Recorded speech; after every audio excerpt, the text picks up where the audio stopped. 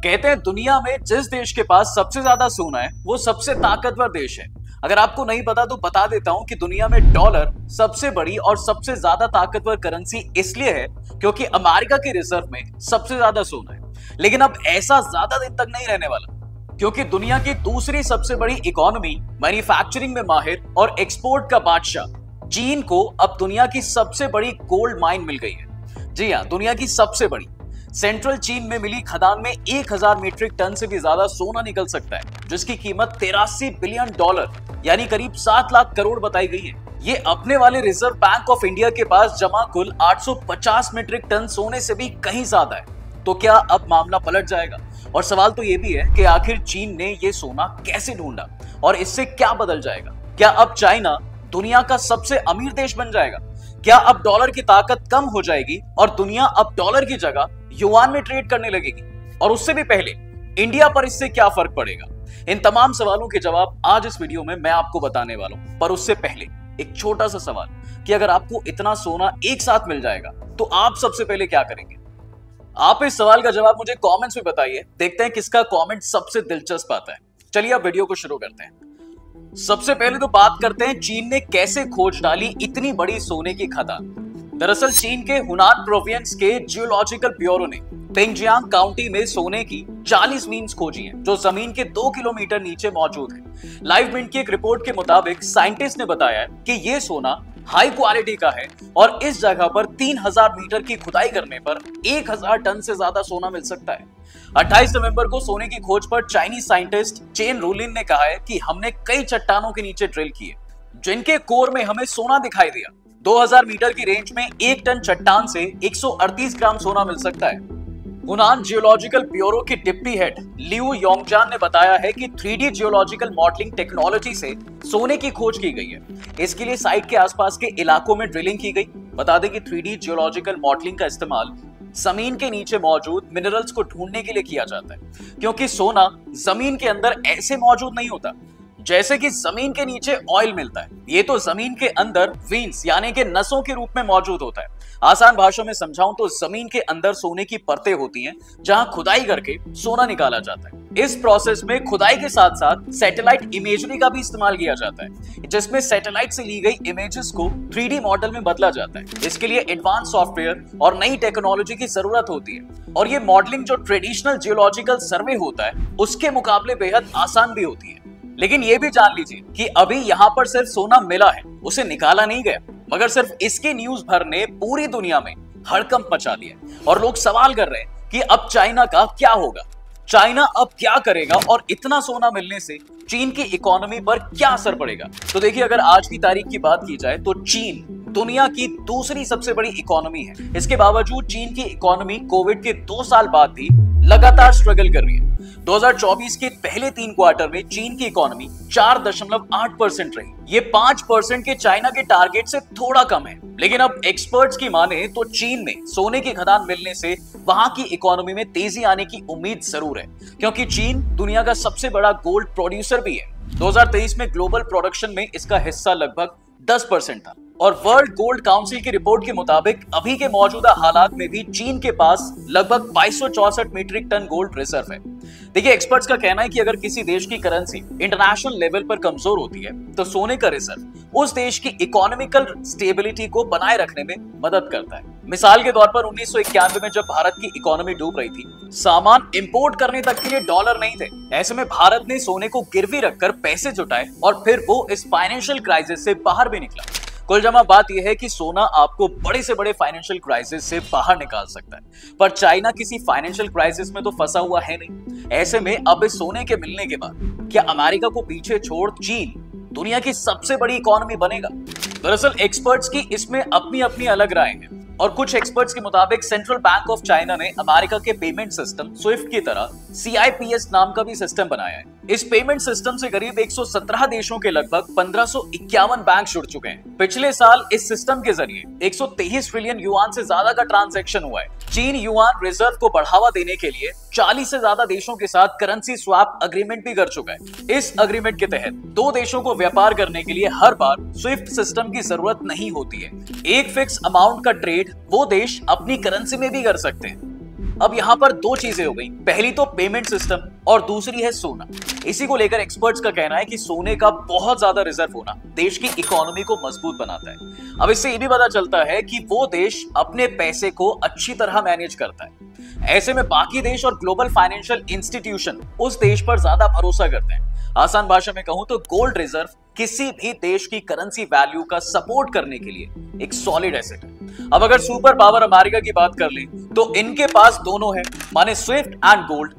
इस वक्त America $29 trillion से ज्यादा के साथ दुनिया की सबसे बड़ी इकोनॉमी भी है, क्योंकि अमेरिका भी सोने के दम पर दुनिया की सबसे बड़ी इकोनॉमी बना था। दरअसल 1848 में अमेरिका के कैलिफोर्निया में गोल्ड रश आया था। तब अमेरिकी नदी के पास सोने की खोज हुई थी। 1855 तक यहाँ से 3,40,000 किलोग्राम सोना निकाला गया था। फिर डॉलर को ग्लोबल करेंसी भी इसलिए बनाया गया क्योंकि अगर किसी देश के पास जरूरत से ज्यादा डॉलर इकट्ठा हो जाता है तो वो अमेरिका से उन डॉलर के बदले सोना भी ले सकता है। जैसे मान लीजिए दो देश हैं, एक ए और दूसरा बी। ए देश बी देश से लगातार डॉलर में सामान खरीदता है। अब बी के पास बहुत सारे डॉलर हैं, वहीं दूसरी तरफ ए देश अब उसे डॉलर में सामान बेचने से इनकार कर देता है। तो ऐसे में बी के पास जो डॉलर है वो बेकार नहीं जाएंगे, वो अमेरिका को डॉलर देकर उससे गोल्ड ले सकता है। और ऐसा अमेरिका कई बार कर भी चुका है। इसी भरोसे की वजह से डॉलर दुनिया की सबसे बड़ी यानी ग्लोबल करेंसी है।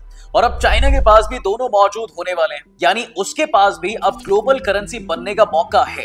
अब यहाँ पर इंडिया की बात करूं तो ब्लूमबर्ग की एक रिपोर्ट के मुताबिक इंडिया $3.89 ट्रिलियन की इकोनॉमी के साथ 5वें नंबर पर है। लेकिन इसकी वजह गोल्ड नहीं है, बल्कि फॉरेन इन्वेस्टमेंट और नए बिजनेस अग्रीमेंट की वजह से इंडिया की इकोनॉमी बढ़ रही है। एक्सपर्ट्स के मुताबिक आने वाले सालों में इंडिया दुनिया की तीसरी सबसे बड़ी इकोनॉमी बन सकता है। अब इंडिया तीसरी सबसे बड़ी इकोनॉमी आने वाले सालों में बनेगा। पर मूल सवाल तो ये है ना साहब कि जब चाइना के पास अब सोना और पेमेंट सिस्टम दोनों है तो क्या अमेरिकी डॉलर का वर्चस्व कम होगा? अब यहाँ पर चाइना की इंटेंशन की बात होना सबसे ज्यादा जरूरी है, क्योंकि डॉलर की मजबूती से अमेरिका का दुनिया में रौला है और चाइना चाहता है कि अमेरिका का दबदबा कम हो और उसका रौला घटे। इसलिए चीन पहले ही चाइनीज युआन को इंटरनेशनल मार्केट में मजबूत करेंसी बनाने की कोशिश कर रहा है। अब चीन में सोने की खदान मिलने से युआन की वैल्यू बढ़ जाएगी। इससे डी डॉलराइजेशन का प्रोसेस भी तेज हो जाएगा, यानी डॉलर की वैल्यू कम हो सकती है। अब युआन की वैल्यू बढ़ाने के लिए नवंबर 2023 में चीन ने सऊदी अरब के साथ एग्रीमेंट भी किया था। इसमें 3 साल के लिए डॉलर की बजाय युआन का इस्तेमाल कर करेंसी स्वैप करने की डील हुई थी। इस एग्रीमेंट की वैल्यू करीब $6.93 बिलियन है और ये भी एक बड़ा झटका ही है अमेरिका के लिए। अभी दुनिया भर में देखिए अमेरिकी डॉलर में बिजनेस किया जाता है, क्योंकि 1944 में दुनिया के 44 देशों के डेलीगेट्स ने मिलकर अमेरिकी डॉलर के मुकाबले सभी करेंसी का एक्सचेंज रेट तय किया था। उस वक्त अमेरिका के पास सबसे ज्यादा सोने का रिजर्व था और वो दुनिया की सबसे बड़ी और स्टेबल इकोनॉमी बन चुका था। और इसीलिए आज भी डॉलर पूरी मजबूती के साथ खड़ा है। और एक्सपर्ट्स के मुताबिक डी डॉलराइजेशन से अमेरिकी बाजारों में डिसइन्वेस्टमेंट और भरोसे में गिरावट हो सकती है, जिससे प्रॉफिट घटेगा। साथ ही इंटरनेशनल रिजर्व में डॉलर में कमी आएगी और दूसरी करेंसी में ज्यादा रिजर्व रखा जाएगा, यानी चाइना यहाँ पर बड़ा खेल कर सकता है। पर मैं इतना जरूर कहूंगा कि अभी दुनिया में पूरी तरह से डी डॉलराइजेशन पॉसिबल नहीं है। इसका जवाब आपको इस सवाल से मिलेगा कि दुनिया भर में किन देशों के पास कितना सोना है। तो दोस्त 2024 में वर्ल्ड गोल्ड काउंसिल की एक रिपोर्ट के मुताबिक दुनिया में सबसे ज्यादा 8,000 टन सोना अमेरिका के पास है। चीन 2264 टन सोने के साथ छठे नंबर पर है, यानी मोटे मोटे तौर पर अगर इसमें 1000 तक और भी जोड़ दिया जाए तो भी अमेरिका के टोटल गोल्ड रिजर्व के आधा भी नहीं पहुंच पाएगा चाइना। और भारत के पास 840 टन सोना है और वो 9वें नंबर पर है। खैर, अब जब इंडिया की बात हुई गई है तो ये भी बता देता हूं कि चीन में सोना मिलने से भारत पर क्या असर पड़ेगा। देखिए, एक्सपर्ट्स के मुताबिक चीन में सोने की खदान का मिलना भारत के लिए मुश्किलें खड़ी कर सकता है। इसकी भी 3 बड़ी वजहें हैं। पहली, पड़ोसी देश चीन की तरफ झुक जाएंगे। देखिए, चीन सोने के जरिए पाकिस्तान, श्रीलंका, नेपाल और बांग्लादेश जैसे भारत के पड़ोसी देशों को फंडिंग कर सकता है। ये देश भारत की जगह चीन पर ज्यादा भरोसा करने लगेंगे। इससे भारत पर डिपेंडेंसी कम होने लगेगी। इन देशों पर चीन का इंपैक्ट और कंट्रोल दोनों बढ़ेगा और इसका सीधा सीधा असर भारत की सॉफ्ट पावर पर पड़ सकता है, क्योंकि भारत इन एशियाई देशों को हर साल फंड देता है। इससे भारत के एशियाई देशों के साथ रिश्ते मजबूत होते हैं। भारत का इन देशों के साथ बिजनेस बढ़ जाता है। इसके साथ ही भारत को मिलिट्री हेल्प भी मिलती है और इसी के साथ चाइना का कंट्रोल बढ़ने का मतलब साफ है कि इंडिया स्ट्रैटेजिकली बैकफुट पर आ जाएगा। अब दूसरी वजह, चीन की फंडिंग से भारत की इकोनॉमी अफेक्ट होगी। एक्सपर्ट्स के मुताबिक चीन की फाइनेंशियल हेल्प से एशियन कंट्रीज के साथ इंडिया के व्यापारिक रिश्ते बिगड़ सकते हैं। चीन एशियाई देशों को कम इंटरेस्ट रेट पर ज्यादा उधार भी दे सकता है। एशियाई देश भारत की जगह चीन के साथ बिजनेस बढ़ा देंगे, इससे भारत की इकोनॉमी खतरे में पड़ जाएगी। आसान भाषा में कहूं तो चीन सस्ती चीजों और कम इंटरेस्ट रेट पर उधार देने लगेगा, तो एशियाई देश भारत की जगह चीन के साथ ही तो बिजनेस करेंगे। इससे भारत की इकोनॉमिकल पोजीशन कमजोर होने लग जाएगी। तीसरी, एशियाई देशों से मिलिट्री टाइज कमजोर। देखिए, यहां पर एक्सपर्ट्स का कहना है कि चीन एशियन कंट्रीज के साथ मिलिट्री टाइज मजबूत कर लेगा। इसमें ऐसे देश भी शामिल हैं जो भारत के इर्द गिर्द मौजूद हैं। भारत को बॉर्डर सिक्योरिटी पर भी चैलेंज मिलने लगेगा। जो भारत को मिलिट्री सपोर्ट देने वाले देश हैं वो विरोध पर उतर सकते हैं। जैसे मिसाल के तौर पर चीन पाकिस्तान इकोनॉमिकल कॉरिडोर और वन बेल्ट वन रोड जैसे इनिशिएटिव का एक्सटेंशन हो सकता है। इससे पड़ोसी देशों की चीन के साथ नेटवर्किंग बढ़ जाएगी। चीन बीते कुछ सालों से इन प्लान्स को तेजी से एक्सटेंड भी कर रहा है। अब सोना मिलने के बाद इन पर तेजी से काम हो सकेगा। तो ऐसे में इन चैलेंजेस से निपटने के लिए इंडिया के पास क्या है, मतलब भारत में कितना सोना है। देखो, आरबीआई की सितंबर 2024 की रिपोर्ट के मुताबिक भारत के पास लगभग 850 मीट्रिक टन सोना है। इसमें से आरबीआई के पास 510 मीट्रिक टन सोना मौजूद है। बाकी का सोना बैंक ऑफ इंग्लैंड यानी पीओई और स्विट्जरलैंड के बैंक फॉर इंटरनेशनल सेटलमेंट्स यानी बीआईएस में रखा है। जरूरत पड़ने पर भारत इन बैंकों से सोना वापस ले लेता है। ऐसे ही अक्टूबर 2024 में भारत ने इंग्लैंड के बैंक से 100 टन सोना वापस भी मंगवाया था। अब 2023 की वर्ल्ड गोल्ड काउंसिल की एक रिपोर्ट को देखें तो भारतीय महिलाओं के पास 25,000 टन से ज्यादा सोना गहने और बाकी फॉर्म में मौजूद है।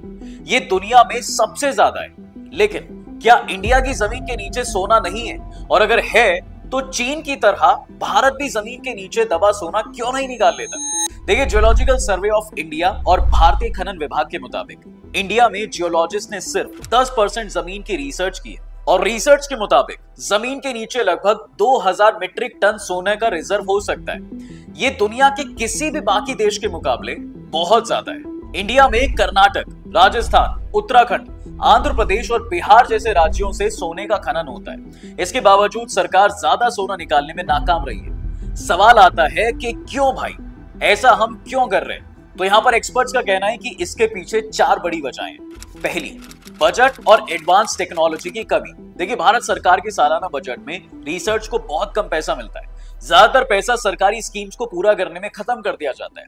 सोने के खनन के लिए एडवांस टेक्नोलॉजी की जरूरत होती है जो इंडिया के पास नहीं है। और तो और माइनिंग करने के लिए इक्विपमेंट्स और रिसर्च प्रोसेस काफी महंगा भी होता है। दूसरा, ज्यादा लागत और फायदा कम। देखिए, जमीन के नीचे सोने के खनन में बहुत ज्यादा लागत आती है। भारत में माइनिंग कंपनियों को इस सोने के रिजर्व से उतने फायदे की उम्मीद नहीं होती जितनी लागत लगती है। तीसरी, सोशल और एनवायरमेंटल इश्यूज। देखिए, सोने की माइनिंग के प्रोसेस में नेचर को काफी नुकसान हो सकता है। माइनिंग से पॉल्यूशन, वाटर रिसोर्सेज का नुकसान और फॉरेस्ट लाइफ पर भी बुरा असर हो सकता है। इसके अलावा माइनिंग वाली जगह पर रह रहे लोग भी अक्सर माइनिंग का विरोध करते हैं, जिससे सरकार और कंपनियों के लिए इन प्रोजेक्ट्स को फंड करना बहुत मुश्किल हो जाता है। चौथी, कानूनी और प्रशासनिक चुनौतियां। देखिए, भारत में माइनिंग के लिए सख्त कानूनी प्रोसेस बनाए गए। देश में कहीं भी माइनिंग करने के लिए कई जगह से परमिशन लेनी पड़ती है। इस वजह से माइनिंग करने का प्रोजेक्ट सिर्फ फाइलों में ही सिमट कर रह जाता है। तो दोस्तों, ये थे वो 4 पॉइंट्स जिसकी वजह से भारत जमीन से गोल्ड नहीं निकाल पा रहा है। वैसे आपको क्या लगता है कि क्या इंडिया को माइनिंग करके गोल्ड निकालना चाहिए या फिर नहीं? आप अपनी राय मुझे कमेंट्स में जरूर बताइएगा। वीडियो अगर आपको पसंद आई हो तो इसे लाइक और शेयर जरूर करना और जाते जाते चैनल को सब्सक्राइब करना बिल्कुल ना भूलें।